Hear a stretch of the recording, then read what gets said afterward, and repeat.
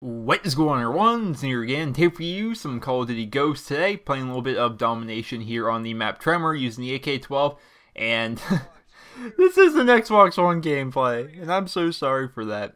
So this video is about my first impressions, my experiences with the Xbox One so far. The gameplay you're watching was recorded on the Xbox 360, and you may be wondering why. You may be wanting to be seeing some Xbox One gameplay, you might want to see the fancy graphics and the coloring and how that Xbox One just looks so fantastic. But I can't show that to you because I can't record Xbox One because my capture card doesn't allow me. So every time I go to record Xbox One, I get this error saying that the input signal is protected by HDCP. If you're wondering what that is, it is essentially copyright protection on whatever it is that's on the Xbox One. Now, the Xbox One's kind of well known, like kind of famous for not having HDCP, whereas the PlayStation 4 does have HDCP, and the PlayStation 3 did have HDCP and all this, you know, good stuff, and nothing I can do. And apparently it's an issue only with my capture card? I don't know. I got the email address of some of the people at AverMedia, because I have the AverMedia Live Gamer HD. I am sitting here sending out emails to these people, and I was asking, like, I've been Googling it, of course, and looking on forums, and apparently no one else has had this issue besides me. And, oh, it sucks. So I want to record, you know, because I've been playing some COD Ghosts, I've been playing some Madden 25. Last night I picked up Battlefield 4 as well. I'm yet to play it, but I'd like to record some of it, because I've seen some videos of it on the Xbox One, and it looks fantastic. But irregardless, I figure we're going to go ahead and give like kind of like a first impressions video with the Xbox One console, even though the gameplay you're watching was recorded on the Xbox 360. Sorry about that. So, the Xbox One. So I ended up getting it. I ended up getting a day one version off of eBay, and it cost way more money than I wanted it to cost, but whatever. I ended up getting it. I was happy I got it. And these are my impressions of the console so far.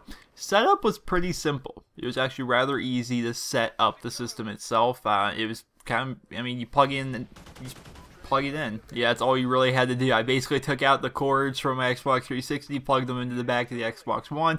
Bada bing, bada boom, there we go. Set up the Kinect. The Kinect is not the worst thing in the world. A lot of people view the Kinect as like some kind of devil tool that the government's going to use to spy on us, and to those people I suggest you go continue to wear your tinfoil hats and pray to Xenu, or whatever it is you do, because that's not what the Kinect is for. The Kinect is for, I don't really know what the Kinect is for, to be honest. It's kind of neat, because I could be sitting here, I don't know if you guys would be able to hear it, Xbox on. No? Xbox on? There it goes. You guys can't see it though. I guess I could take a picture, but the Xbox One just turned on by me saying Xbox on. It'll turn off by me saying Xbox turn off, and it's pretty neat. I don't know. I like it. Like they have a snap feature, which I'm sure PS4 probably has something similar to this as well. I can say Xbox Snap Netflix, and then I could watch a Netflix show and play COD Ghost at the same time, or maybe, I don't know, COD Ghost doesn't seem like the kind of game you'd want to play with like half a screen, but either way, I don't know, just kind of a cool little neat little features. Other than that, the Kinect doesn't really seem to do a whole lot. I'm not entirely positive, I haven't actually tried out yet whether or not the Xbox One is dependent on the Kinect system or not, if I can just unplug the Kinect or whatever. It is kind of neat though. It will automatically sign me in. All I have to do is sit down in front of it, and you know, if my brother or someone else were to sit down in front of it, then it would register that person as a guest because it doesn't recognize their face. I don't know, I like the Kinect. I don't think it's the worst thing in the world. It's pretty cool. It's pretty cool. I like it. Graphic power and quality of the console itself. So I was pretty much blown away. It is COD Ghost is so day and night different on the Xbox One versus the Xbox 360, or even for that matter, you know, the PlayStation 4 compared to the PlayStation 3. Day and night different, and I literally mean day and night. So the map Whiteout. Those of you guys that are still playing on the last gen consoles, the map Whiteout. Isn't that nighttime snowy map? With the cave in the middle? It's not nighttime on the Xbox One. It actually seems more or less daytime on the Xbox One. It is so bright and so colorful and beautiful and pretty. And the sharpness, it's great. The graphics are great. The graphics are everything I hoped they would be. And that's coming not just from a Call of Duty player. I've been playing Madden as well, and Madden, like the graphics on Madden, have vastly improved with what they can do on that. Everything is so much more detailed, the shadowing and the coloring. The helmets on Madden, like you can see reflections of like the faces of fans in the crowd, or the lights from the stadium in the helmets. Now it's just, the graphics are just fantastic. I I honestly can't even like go on long enough about how awesome the graphics are. The controller. Okay, so the controller kind of threw me off. I'm actually going to hold it right here. The controller itself is smaller than the Xbox 360, and the sticks are not as wide as on the Xbox 360, and they're shorter than they were on the Xbox 360, and everything is closer together compared to the Xbox 360. And that took some getting used to, because I'm a man. I'm a big, strong man with big man hands, okay? I don't have these little tiny Asian girl hands. So for me, okay, this is how I do it. Whenever I have a kill streak in Call of Duty, you know, you call in the kill streak by pressing right on the D-pad, right? I don't press it with my left thumb, if you can picture that. I press right on the D-pad with my right thumb so I can continue moving. It's just one of the habits I've gotten into. The D-pad and the right stick are so close together that I can sometimes, like when I do that, I sometimes bump my right stick, and my guy will have to do a complete 180 while I'm sitting there trying to actually call my kill streak. The controller took a bit of getting used to, but once you do get used to it, it's not the worst thing in the world. The triggers, I don't know if you can hear that or not. Like you can spam these triggers. Like I can go really fast these triggers, even more faster so I guess than the Xbox 360. So the controller, I'm not entirely convinced is an improvement, but it's different, and I can get used to it.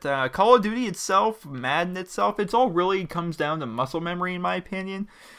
Even with this controller, like I was playing, the first time I had this, I was playing against bots in a private match, right? Just to try and learn, well, one, look at the graphics, and two, try and learn this fancy new controller, because someone like me that's been using the Xbox 360 controller since 2005, switching over to something different, it feels different, you know? It's just different. And eventually I decided to say screw it, and I grabbed my friend Buell, and we went on and played some Ground War, because the Xbox One has Ground War, which has up to 18 people in it, and they bumped up Infected to have 18 people, but no other game modes have 18 players. We went and played some Ground War, which Ground War actually plays pretty well here on the Xbox One, like with the new stuff. I'm trying to think of it, the map Tremor. You may think of the map, no, not the map Tremor, the map Octane with the falling gas station. You may think of that as a small map, but it really isn't, because it works for Ground War. But either way, we started playing, and I was doing well. You know, I was getting helo pilots every game, and I was enjoying myself. I was having fun with the console, and I wasn't even thinking about the controller.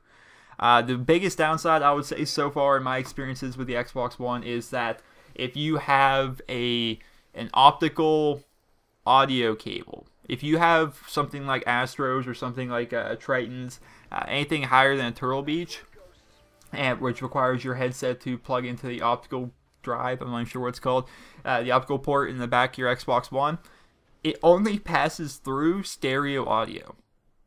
And that's a bad thing. It's almost like a glitch, and they're patching it right now, but for the time being, those of us with optical headsets, we only get stereo audio instead of like surround sound audio inside of our headset. We only get stereo audio, so it's quite literally the equivalent of taking like a pair of headphones from like the 1920s and just plugging them in there and using them, or using like earbuds to try and, you know, play the game. And that part's bad. The sound is pretty bad on the Xbox One if you're using the optical port. But Dolby is patching that apparently right now. So other than that, those are my first impressions of the console. I can talk about the console more if you guys would like in future videos. I'm just gonna have to continue to use the console because, you know, these are just my first impressions. The graphics, the way it looks great, by the way. The controller, the graphics, how easy it was to set up, to connect, what you want. Hope you guys all enjoyed the video. Those are my impressions. Remember to leave a rating where you guys feel it deserves. And you guys like to know more about the Xbox One, let me know in the comments. And of course, let me know your opinion so far on your Xbox One and or your PlayStation 4, depending on which one you got. Have a great day, guys. I was banging 7 gram rocks, that's how I roll. I got one gear.